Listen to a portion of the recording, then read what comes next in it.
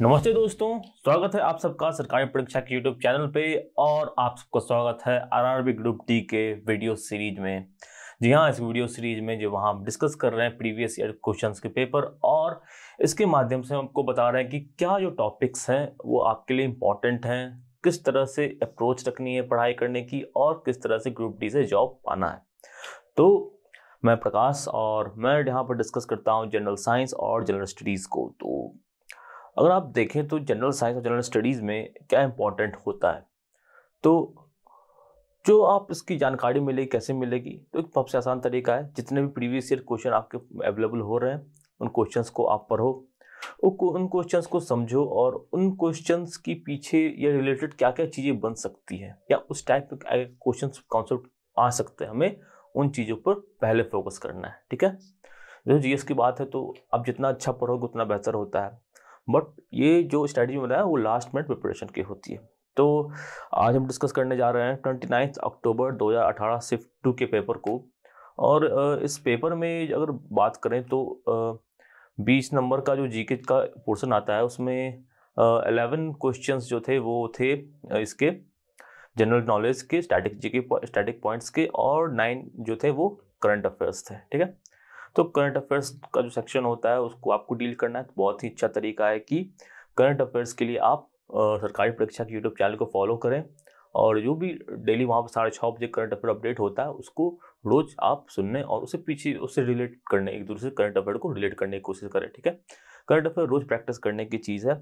ऐसा नहीं कि आज आपने पढ़ लिया तो कल पढ़ने की आवश्यकता नहीं है, ये आपको रोज पढ़ना है। और साथ ही साथ जो इंपॉर्टेंट सेक्शन से करंट अफेयर के मैं वो इस वीडियो में यहाँ पे वो भी डिस्कस करूंगा। तो इससे क्या होगा, जो उन इंपॉर्टेंट सेक्शंस को आप एक बार अच्छे से एक्सप्लोर कर पाएंगे सरकारी परीक्षा के वेबसाइट पे। ठीक है, वहाँ वेबसाइट पे जो हमारा सरकारी परीक्षा करंट अफेयर का पोर्टल है, वहाँ पे आपको जो current affair day wise, date wise, और साथ ही साथ जो है वो जो सेक्शंस होते हैं इंपॉर्टेंट सेक्शन वाइज भी मिलते हैं, जैसे कि अवार्ड्स के सेक्शन होता है, ठीक है, अपॉइंटमेंट्स का होता है। तो इनमें से जो चीज़ें इंपॉर्टेंट है वो आपको वहाँ से ग्रैब कर लेनी है और अपने जो लक्ष्य है उसको प्राप्ति की ओर आगे बढ़ना है। ठीक है, तो यहाँ पे बेसिकली मैं डिस्कस करूंगा जनरल नॉलेज के क्वेश्चंस को, और करंट अफेयर्स के मैं आपको टाइप्स बताऊंगा कौन कौन तरह के करंट अफेयर्स आपको पढ़ने चाहिए अकॉर्डिंग टू दिस शिफ्ट। ठीक है, 29 अक्टूबर 2018। तो अब आते हैं पहले सवाल पर। पहला सवाल कहता है कि who are the author of trilogy the immortals of Meluha, the secret of Nagas and the oath of Vasuputras. ठीक है, ऑप्शंस देख लेते हैं। पहला ऑप्शन है अमीश त्रिपाठी, दूसरा ऑप्शन है बी आनंद नीलकंठन, तीसरा ऑप्शन है सी कविता कनके, या चौथा ऑप्शन है डी देवदत्त पटनायक। ओके, तो जानते हैं पहले सही उत्तर क्या है। सही उत्तर है अमीश त्रिपाठी, और इन्हीं की ये बुक है द इमॉर्टल्स ऑफ मेलुहा। आप देख रहे हो, ये इसका एक पार्ट है। और ये 3 book, immortals of Meluha, the secret of Nagas and the oath of Vasuputras, ये मिलकर बनाते हैं शिवा ट्रायोलॉजी की इनकी बुक की सीरीज। ठीक है, क्या बनाते हैं, शिवा ट्रायोलॉजी की इनकी बुक की सीरीज बनाते हैं। ओके, तो इसमें जो है आपको इम्पोर्टेंट क्या है, अमीश त्रिपाठी का नाम इम्पोर्टेंट है। इसकी जो भी नई बुक्स आती हैं वो आपको पता होनी चाहिए। ठीक है, शिवा ट्रायोलॉजी जो है इनकी एक सीरीज है, और जो है इसके अलावा इनकी एक और सीरीज है। उनकी एक और कौन सी सीरीज है वो भी बहुत ही फेमस है, ये आप बताएंगे कमेंट सेक्शन में। मैं हिंट दे देता हूँ, ये राम के नाम पर आधारित है। श्री राम जो है उनके ही नाम पर ये जो सीरीज है वो आधारित है। ठीक है, तो उसका नाम क्या है ये आप बताएं कमेंट सेक्शन में, क्योंकि वो वहाँ से भी सवाल बनने के चांस है। जैसे कि ये सवाल पूछा तो बहुत चांस है कि जो उस बुक पर सवाल पूछा जाए, और उस बुक उस जो सीरीज में कौन कौन से बुक है इस पर सवाल पूछा जा सकता है। ठीक है, तो आपको यहाँ से जो आशा करता हूँ कॉपी कलम लेके बैठे होंगे और ये चीज़ें नोट कर रहे हैं कि हमें क्या क्या पॉइंट को हाईलाइट करना है, किन चीज़ों को पढ़ना है। तो एक पॉइंट मैंने बताया कि जो इमॉर्टल्स ऑफ मेलुहा क्वेश्चन आया तो आपको अमीश त्रिपाठी की अन्य पुस्तकों को भी जानना है। ठीक है, इसके साथ ऑप्शंस को भी जानने से कि आनंद नीलकंठन है, एक बहुत ही इंपॉर्टेंट राइटर है, और इनकी भी जो बहुत ही इंपॉर्टेंट एक बुक है वो उसका नाम है वानड़ा। ठीक है, और असुरा। तो इनकी भी बुक्स हैं, असुरा और वानरा, ये दोनों भी काफ़ी इंपॉर्टेंट है, और जो हिंदू मैथोलॉजी के जो कॉन्सेप्ट्स होते हैं उन पर बेस्ड हैं। तो ये भी नाम इम्पॉर्टेंट है आपके लिए। ये चारों जो इम्पॉर्टेंट ही काफ़ी इम्पॉर्टेंट ये चारों जो है राइटर हैं, और इनकी जो लेखन क्रिया है और जो जिस तरह से उन्होंने भारत के मैथोलॉजी को प्रेजेंट किया है इन मॉडर्न वे, तो दैट इज़ रियली अमेजिंग। तो वो आपको अगर समय मिले तो बुक को भी आप पढ़ सकते हो, ठीक है। फिलहाल जो बुक एंड ऑथर्स का सेक्शन है उसमें आप इंपॉर्टेंट बुक्स, इंपॉर्टेंट ऑथर्स बहुत ही इंपॉर्टेंट हो जाता है।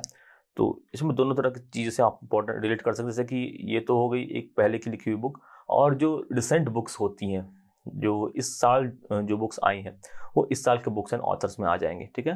तो बुक्स एंड ऑथर्स का जो सेक्शन है वो इंपॉर्टेंट है। इंपॉर्टेंट बुक्स एंड ऑथर्स की जो एक सीरीज है, जो लिस्ट होती है, वो आपको अच्छे से समझ लेनी चाहिए, देख लेनी चाहिए। ओके, आगे बढ़ते हैं। तोशिबा ट्रायोलॉजी और रामचंद्र सीरीज, ठीक है। सीरीज के नाम भी यहाँ पे मैंने बता दिया अब आपको। अब आपको क्या करना है, बस इस सीरीज कौन कौन सी पुस्तकें हैं आपको उनका नाम निकाल देना है, ठीक है, क्योंकि ये सवाल जो है आप देख रहे हो कितना इंपॉर्टेंट है। अगले सवाल पे आते हैं। Dash is the first state of India to receive rainfall by south west monsoon. Dash is the first state of India to receive rainfall by south west monsoon. तो मानसून कौन तरह के होते हैं ये आपको पढ़ना है कि मानसून जो है वो एक साउथ वेस्ट मानसून होता है। साउथ वेस्ट बोले मतलब कहने का तात्पर्य ये हुआ कि ये बेसिकली जो हमारा भारत है, सही से मैप बन नहीं पाया, बट आप देखो यहाँ समझने की कोशिश करते हैं कि जो साउथ वेस्ट का इलाका है, ये यहाँ से एक मानसून बहती है, ठीक है, और एक मानसून इस तरफ से आती है। तो साउथ वेस्ट से मानसून रिसीव करने वाला पहला राज्य कौन सा है? ऑप्शन है केरला, गोवा, महाराष्ट्र या गुजरात। सही ऑप्शन है ऑप्शन नंबर ए, केरला। अक्सर न्यूज में सुनते हैं क्या कि मानसून ने केरला में दस्तक दे दी है, मतलब मानसून जो केरला से स्टार्ट हो चुका है। तो थोड़ा सा आप न्यूज़पेपर्स या आसपास की जो है वो रिलेट कर पाओगे, जो ज्ञान निकाल पाओगे, तो वो भी आपके लिए बेहतर होगा, ठीक है। तो केरला जो पहला स्टेट है जो कि साउथ वेस्ट मानसून को रिसीव करता है। ओके, तो और सवाल क्या बन सकते हैं कि साउथ वेस्ट मानसून कब आता है, ठीक है, कब खत्म होता है, और ये कैसे बनता है, ठीक है। ये चीज़ों की आपको बेसिक नॉलेज रहेगी तो आप इस तरह के सवालों को इजीली बना सकते हैं, कॉन्सेप्चुअली भी बना सकते हैं, ठीक है। अब जैसे कि यही सवाल है, साउथ वेस्ट मानसून की बात की गई है, तो यहाँ से भी आप एग्जाम्पल्स के थ्रू भी इसको हाईलाइट अगर करने की कोशिश करोगे तो क्या होगा कि आप में भी कंफ्यूज भी हो जाओ, गोवा भी हो सकता है, महाराष्ट्र भी हो सकता है, गुजरात भी हो सकता है, ठीक है। तो अगर आपको बेसिकली पता हो मानसून कैसे जनरेट हो रहा है, तो आप समझ जाओ कि ये जो केरला का हिस्सा यहाँ पे है, यही इसी के थ्रू मानसून जो है वो भारत में एंटर कर रहा है। ओके, तो बढ़ते हैं अब अगले सवाल पर। अगला सवाल यानी क्वेश्चन संख्या 3 ये कहता है कि which of this is the biggest tax reform made in India since independence. Which of this is the biggest tax reform made in India since independence. स्वतंत्र भारत का अब तक का सबसे बड़ा जो कर का रिफॉर्म है, टैक्स रिफॉर्म है, वो कौन सा है? ऑप्शन क्या क्या है? गुड्स एंड सर्विसेज टैक्स, जिसे जीएसटी भी कहते हैं, एक्साइज ड्यूटी, कस्टम ड्यूटी या लैंड रेवेन्यू, ठीक है। सही उत्तर है option number A, goods and services tax, ठीक है। गुड्स मतलब क्या हो गया? सामान, माल, और सर्विसेज मतलब क्या हो गया? सेवा।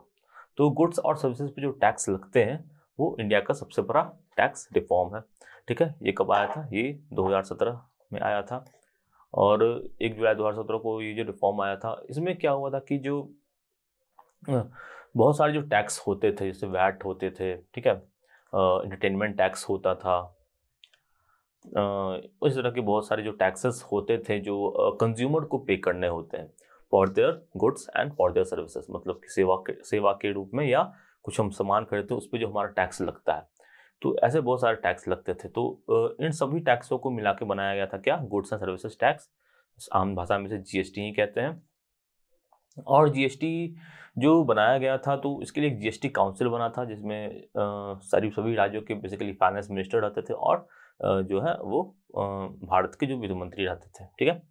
तो इसके तहत जो होता है कि जो कैस्केडिंग ऑफ टैक्सेस होती है उससे हम बच जाते हैं। कैस्केडिंग टैक्स का मतलब अर्थ ये हुआ कि कोई सामान हमने खरीदा, यहाँ पे एक व्यक्ति ने दूसरे व्यक्ति से खरीदा, ठीक है, और दूसरे व्यक्ति ने तीसरे व्यक्ति से खरीदा, तो यहाँ पे सिर्फ टैक्स देना पड़ता है, यहाँ पे टैक्स देना पड़ता है।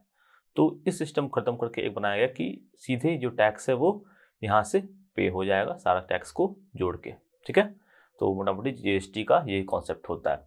और इसके लिए जो है 5 जो टैक्स स्लैब्स बनाया गया था, 0% का, 5% का, ठीक है, 12% का, 18% का और 28% का। तो जिस तरह की सर्विस और जिस तरह का सामान होता है उसके हिसाब से सामानों को इन टैक्स स्लैब्स में बांट दिया गया था, ठीक है। तो ये जीएसटी है, इसके बारे में पढ़ना चाहिए, ये स्टैटिक का पॉइंट है और उस पर हमेशा क्वेश्चन बनते रहने के चांसेस होते हैं। तो जीएसटी के बारे में अच्छे से पढ़िए, जरूर से पढ़िए। तो अब इसी के साथ बढ़ेंगे अगला सवाल पर। अगला सवाल क्वेश्चन संख्या 4 आपकी स्क्रीन के ऊपर रहा। ये क्वेश्चन कहता है कि after India 29th state Telangana was created, which of the following parties form the first government in the state. ठीक है, भारत का 29वां राज्य बना था तेलंगाना। ठीक है, और इनमें से कौन सी पॉलिटिकल पार्टी ने यहाँ पे पहली सरकार बनाई थी। तो हमारा ऑप्शन क्या क्या है? ए तेलंगाना राष्ट्र समिति, बी तेलंगाना राज्य समिति, सी तेलंगाना लोक समिति, डी तेलंगाना महासमिति। तो इसका सही उत्तर क्या होगा? इसका सही उत्तर हो ऑप्शन नंबर ए तेलंगाना राष्ट्र समिति, TRS। ठीक है, तो TRS के संस्थापक हैं वो है के चंद्रशेखर राव, और ये जो है वो अभी भी तेलंगाना के कौन है? ये तेलंगाना के अभी भी मुख्यमंत्री हैं, सीएम है तेलंगाना के। और इन्हीं की पार्टी जो TRS, इन्होंने काफी मूवमेंट चलाया था फॉर द तेलंगाना राज्य फॉर्मेशन। ओके, तो तेलंगाना राज्य कौन से राज्य से कट के बना था? तेलंगाना कट के बना था आंध्र प्रदेश से। पहले था आंध्र प्रदेश और तेलंगाना एक राज्य, और अब जो है वो तेलंगाना जो है वो आंध्र प्रदेश से कट गया है। ओके, तो ये भी इंपॉर्टेंट इन्फॉर्मेशन है कि तेलंगाना पहले किसका हिस्सा था? तो उत्तर आंध्र प्रदेश का हिस्सा था। और कौन से पॉलिटिकल पार्टी ने यहाँ पे इसे रूल किया है? तो जो स्टार्ट इन्होंने उसकी मूवमेंट की थी बनाने की, उन्होंने वहाँ पहली सरकार बनाई थी तेलंगाना राष्ट्र समिति ने, TRS ने। ओके, इसी के साथ आगे बढ़ते हैं अगला सवाल यानी क्वेश्चन संख्या 5 पर। यह कहता है कि Bharatiya Jnanpith is an organization related to which of the following. Bharatiya Jnanpith इनमें से किससे जुड़ा हुआ जो है ऑर्गेनाइजेशन है, संस्थान है? ऑप्शन क्या क्या है हमारा? Option A general knowledge, B architect, C science, या डी लिटरेचर।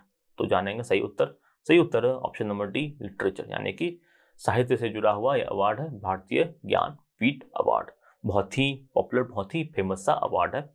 पहली बार ये अवार्ड कब दिया गया था? ये अवार्ड दिया गया था पहली बार 1965 में। तो ये जो भारतीय ज्ञानपीठ अवार्ड है, इससे स्टैटिक का भी जो है सवाल बन सकता है, इससे करंट अफेयर का भी सवाल बन सकता है। ठीक है, यहाँ पे देखा आपने स्टैटिक का सवाल बना कि ये किससे जुड़ा हुआ है। ठीक है, तो पहला अवार्ड जो दिया गया था, किन्हें दिया गया था? वो दिया गया था GS कुरूप जी को। ये मलयालम के लेखक थे, GS कुरूप। ठीक है, GS कुरूप, मैं थोड़ा अच्छे से लिख देता हूँ यहाँ पे, GS कुरूप। ये थे जिन्हें पहला जो है भारतीय ज्ञानपीठ अवार्ड मिला था। ठीक है, तो अभी की अगर बात करें तो अभी जो है 2 ज्ञानपीठ अवार्ड मिले हैं। 2021 का जो ज्ञानपीठ अवार्ड है ये मिला है असम की पोएट है जिनका नाम है नीलमणि फुकन JR। क्या नाम है? नीलमणि फुकन JR। ठीक है, और 2022 यानी 2022 का जो अवार्ड है ये किन्हें मिला है, ये जानना जरूरी है। ये मिला है दामोदर मौजो को। ठीक है, दामोदर मौजो एक कोंकणी लेखक हैं, और ये जो है ये असम की लेखक हैं। ठीक है, असमी लेखक हैं और ये कोंकणी लेखक हैं। जो हमारे करंट अफेयर क्लासेस होती हैं उसमें इस चीज की चर्चा की जा चुकी है कि ज्ञानपीठ अवार्ड किन्हें मिला है, 2021 का अवार्ड किन्हें मिला, 2022 का अवार्ड किन्हें मिला है। ये दोनों जानना काफी जरूरी है आपके करंट अफेयर के पॉइंट ऑफ व्यू से। ठीक है, करंट अफेयर का वीडियो अगर फॉलो करोगे तो ये चीजें आपको खुद आते रहेंगे। तो जो करंट अफेयर की जो वीडियो बनाते हैं उनमें उससे रिलेटेड स्टैटिक पॉइंट्स को भी डिस्कस करते हैं, तो वो दोनों वे में आपके लिए हेल्पफुल होगा। तो जो करंट अफेयर की अगर बात करते हैं यहाँ पे, तो कौन कौन से सेक्शन इंपॉर्टेंट है? तो ऐसे तो सारे होते हैं, बट जो एकदम स्कोरिंग जो आपको बिल्कुल पढ़ ही लेना चाहिए, जब लास्ट मोमेंट में कुछ नहीं बच रहा तो अब क्या पढ़े, तो ये पढ़ लेना चाहिए। तो उसमें क्या आता है, उसमें जो अवार्ड्स का सेक्शन है वो ना काफ़ी इंपॉर्टेंट होता है कि जो अवार्ड्स हाल फिलहाल में कौन कौन से रिसर्च अवार्ड्स मिले, और जो फेमस जो भारत सरकार के द्वारा दिए जाते हैं या ऐसे कुछ फेमस ऑर्गेनाइजेशन से ज्ञानपीठ अवार्ड हो गया, ये तो काफ़ी ज़्यादा इंपॉर्टेंट होता है। पूछे जाने के बहुत ही जाने से आंसर किसी न किसी शिफ्ट में जो ज्ञानपीठ अवार्ड का जो होता है जो जरूर पूछा जाएगा। ठीक है, तो इन 2 नाम को तो आपको याद रखना ही है, 2021 वाले 2022 वाले, और साथ ही साथ इसकी इतिहास के बारे में जानकारी रखनी कि पहली बार ये कब दिया गया था, इस ऑर्गेनाइजेशन की शुरुआत कब हुई थी। ओके, और करंट अफेयर की बात करें तो उसमें अपॉइंटमेंट्स जो है वो इम्पोर्टेंट हिस्सा है, अपॉइंटमेंट्स और स्पोर्ट्स का करंट अफेयर। ठीक है, तो अवार्ड्स, अपॉइंटमेंट्स और स्पोर्ट्स आप पढ़ लोगे तो आपके जो करंट अफेयर के हैं वो 3 से 4 क्वेश्चन तक जो है वो निकलने के चांसेस रहेंगे। 3 से 4 क्वेश्चन आप यहाँ से निकाल लोगे तो इस जो कॉम्पिटिटिव एग्जाम है जिसमें लाखों लोग बैठ रहे हैं उसमें 3-4 मार्क्स जो है वो क्या महत्व रखता है ये मुझे अब बताने की जरूरत नहीं है, आप एस्पिरेंट्स इस बात को पहली बात ही जानते हैं। इसीलिए जो हमें स्मार्ट अप्रोच जिसकी मैं बार बार बात करता हूँ उसको फॉलो करना है कि क्या पढ़ना है और कितना पढ़ना है अगर आप एकदम लास्ट मोमेंट में हो। ठीक है, तो अब इसी के साथ बढ़ते हैं आगे अगले सवाल यानी क्वेश्चन संख्या 6 पर। ये कहता है कि the Sangam period is considered as golden era of Tamil language as many classical Tamil dash varied during this period. Option है novels, B prose, C poem, D epics.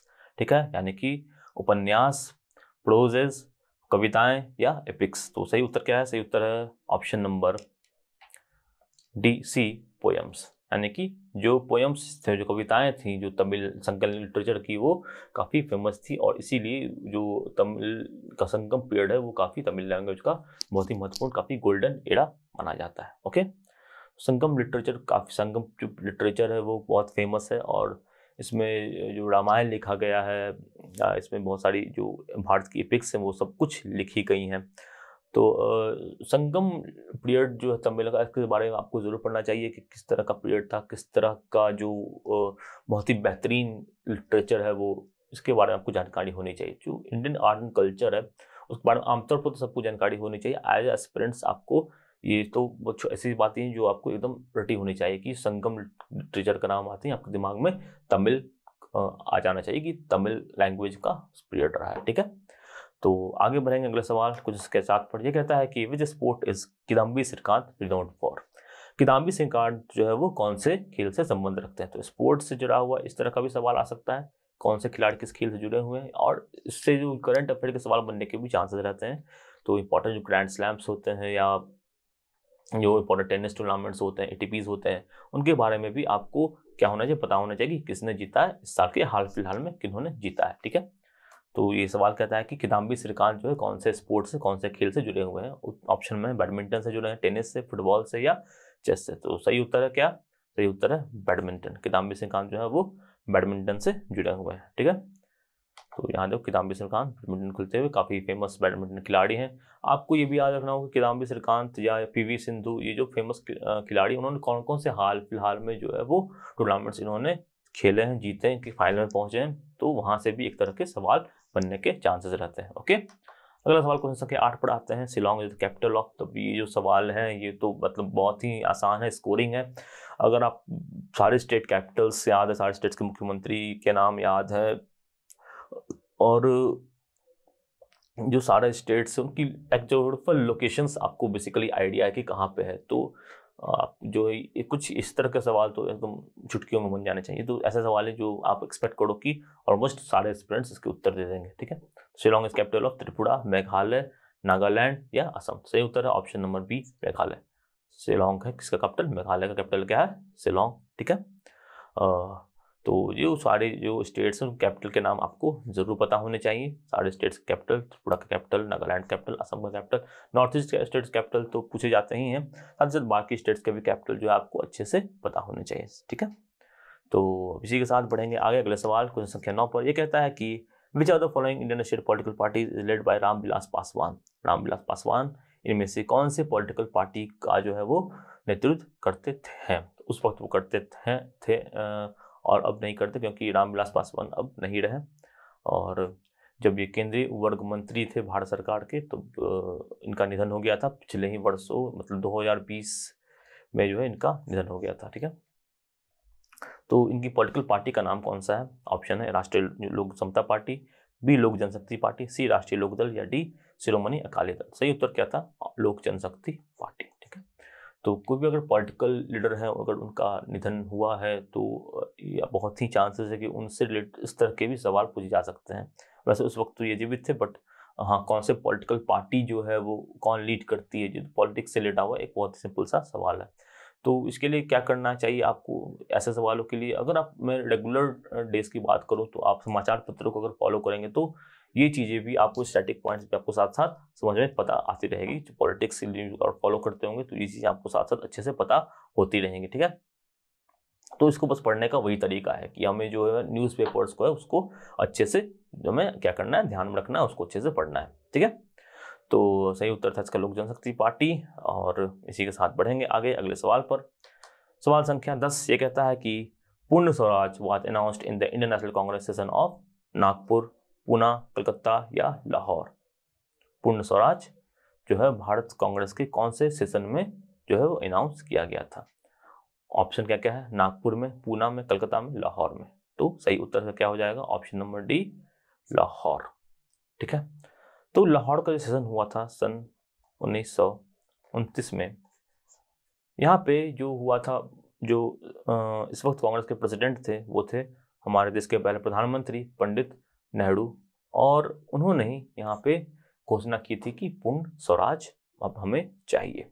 ठीक है, जो अंग्रेज थे वो काफ़ी समय से कह रहे थे कि बात हो रही थी कि डोमिनियन स्टेटस देंगे और इस तरह की चीज़ें होंगी, बट इसमें उन्होंने कुछ डेट फिक्स नहीं किया था कि डोमिनस स्टेट मतलब वो हो गया कि वो ब्रिटिश का ही राज रहेगा, हम बस हमारे जो है वो अपने प्रधानमंत्री वगैरह रहेंगे, बट जो सॉवरिटी रहेगी, जो संप्रभुता रहेगी वो ब्रिटेन की ही रहेगी। तो बस इस व्यवस्था के लिए भी बात जो ब्रिटिश है वो नहीं चाह रहे थे कि ये भी हो, और इसकी डेट को वो आगे पुश कर रहे थे। सीधी सी बात है, जो भारत पे हुकूमत करके ब्रिटिश का बहुत ही फायदा था, तो वो बार बार जो है चीज़ों को लटका रहे थे, और जो भारत का जो समाज था जो उसकी शोषण लगातार जारी थी। तो इसी चीज़ों को देखते हुए जो नेशनल कांग्रेस ने फाइनली फैसला किया कि जो अब हमें क्या चाहिए, अब हमें डोमिनेंट स्टेटस नहीं चाहिए। पहले तो डोमिनेंट स्टेटस की मांग करती थी, तो पहली बार जो है खुले तौर पर पूर्ण स्वराज की बात हुई थी लाहौर सेशन में सन 1929 में। तो लाहौर सेशन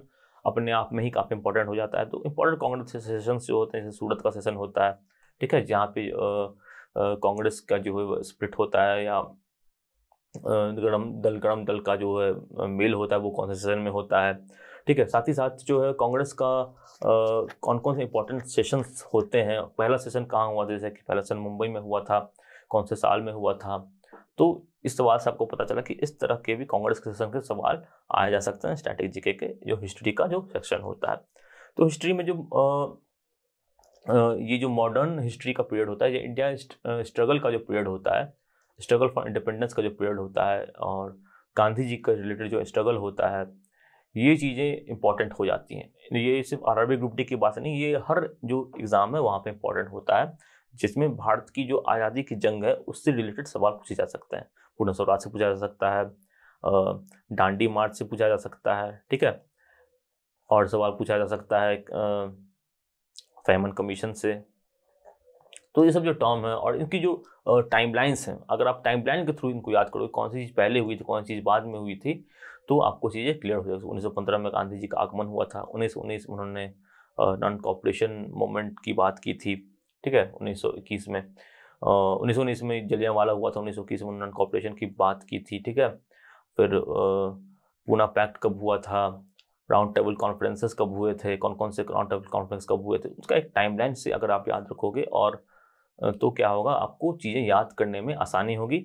और जो पार्ट है इसकी इंपॉर्टेंस तो आपको पता ही है, स्ट्रगल ऑफ इंडिया, तो ये पार्ट आपको जरूर पढ़ना है, अच्छे से पढ़ना है, क्योंकि यहाँ से 1 से 2 सवाल आपको आने ही आने हैं, ठीक है। आगे अगला बढ़ते हैं, अगले सवाल है क्वेश्चन संख्या 11 पर। यह कहता है कि which of the following ideals of constitution of India were inspired by Russia.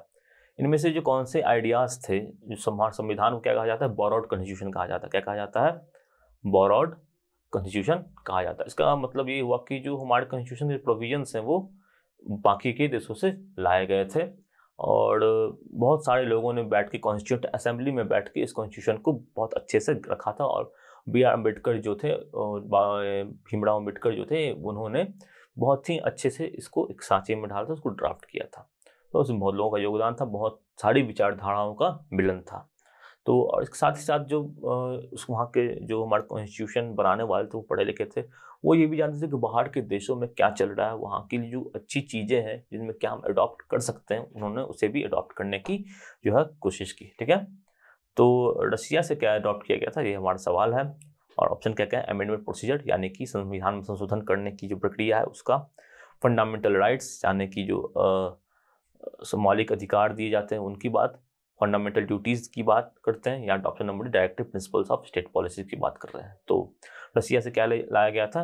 Russia से जो लाया गया था वो था फंडामेंटल ड्यूटीज़ का कॉन्सेप्ट, ऑप्शन नंबर सी। ठीक है, तो ऑप्शन नंबर सी जो है ये कहाँ से लाया गया था? रसिया से लाया गया था। ठीक है, और ये जो है बेसिकली बाद में ऐड हुआ था। ठीक है, जो मिनी कॉन्स्टिट्यूशन जिसे कहा जाता है 42nd अमेंडमेंट को, ये उस टाइम जो है ये आया था। ठीक है, फंडामेंटल ड्यूटीज और fundamental rights amendment procedures directive principles ये पहले से ही थे। ओके, तो आप देखो यहाँ पे फंडामेंटल राइट्स जो है वो आर्टिकल 12 से 35 तक होता है, और ये कहाँ से लाया गया था? ये यूएसए से लाया गया था। डायरेक्टिव प्रिंसिपल जो 3651 होते हैं ये लाया गया था आयरलैंड से। तो ये कई बार पूछा जा चुका है कि डायरेक्टिव प्रिंसिपल कहाँ से लाया जाता है, और उत्तर होता है आयरलैंड से। ठीक है, अमेंडमेंट प्रोसीजर हमने लाया था साउथ अफ्रीका के कॉन्स्टिट्यूशन से। तो कौन सी चीज़ और भी जो टॉपिक्स है वो कहाँ से लाया गया? जैसे इमरजेंसी प्रोविजन है वो लाया गया था जर्मनी से। ठीक है, तो ये एक पॉइंट आप देख लो कि कितने इंपॉर्टेंट है कि हमारा जो संविधान है उसमें कौन सी चीज़ कहाँ से लाया गया था, कौन सी जो कॉन्सेप्ट है वो कौन से देश के संविधान से लाया गया था, ये आपको समझना जरूरी है। ठीक है, जैसे हमारे देश का संविधान जो गवर्नमेंट है वो किस तरह का होता है? पार्लियामेंट्री फॉर्म ऑफ गवर्नमेंट होता है, तो ये लाया गया था ब्रिटेन से। ओके, तो इस तरह से आपको पढ़ना है। जो 11 क्वेश्चंस आपने देखे, मैं आशा करता हूँ 11 क्वेश्चंस जो है और उनसे रिलेटेड क्या क्या सवाल बन सकते हैं ये आपने आप में समझने की कोशिश की होगी। साथ ही साथ आप इस अपने नोटबुक में इसको नोट करते हुए चल रहे होंगे। ओके, तो अब इसी के साथ समाप्त करते हैं आज के सेशन को। जल्द मिलेंगे अगले सेशन में, अगले हफ्ते में, और एक नए प्रीवियस ईयर पेपर के साथ, उससे जुड़े हुए कॉन्सेप्ट्स के साथ, और हम जानेंगे कि हमें क्या अप्रोच रखनी है। हर वीडियोस में जो बेसिक फंडा ये हुआ कि हमें क्या अप्रोच रखनी है। ठीक है, 11 कुछ तक के तो सॉल्यूशन आपको मिलेंगे, पर उससे ज़्यादा इंपॉर्टेंट ये है आपको खुद में भी पकड़ना है कि क्या जो है वो इम्पॉर्टेंट आ रहा है जो हम बता रहे हैं। ठीक है, तो हमारा काम ये है कि आपको सही राह दिखाना, सही रास्ते पर ले जाना, ताकि आपको आरआरबी ग्रुप डी की जो है वो नौकरी पक्की हो जाए। ओके, तो इसी के साथ समाप्त करते हैं आज के सेशन को। और अगर आपको वीडियो अच्छा लगा हो उसे शेयर कीजिए दोस्तों के साथ। इस पूरी सीरीज को आप शेयर कीजिए। अमित सर, सूरज सर जो सब काफ़ी मेहनत कर रहे हैं, उन सब की मेहनत को आप समझें, आप अपनी मेहनत भी खुद करें, और जो है वो इन वीडियोस को ज़्यादा से ज़्यादा एस्पिरेंट्स तक पहुँचाने की कोशिश करें। ज़्यादा से ज़्यादा एस्पिरेंट्स तक पहुँचेगा तो ज़्यादा से ज़्यादा जो हमारा अच्छी जो है या जो भी फीडबैक्स होती हैं वो हमें प्राप्त होंगी, और जो है और ज़्यादा से ज़्यादा बच्चे, आपके ज़्यादा से ज़्यादा जो मित्र हैं वो इसका फ़ायदा उठा पाएंगे। ओके, तो हैव अ नाइस डे, जय हिंद एंड बाय बाय।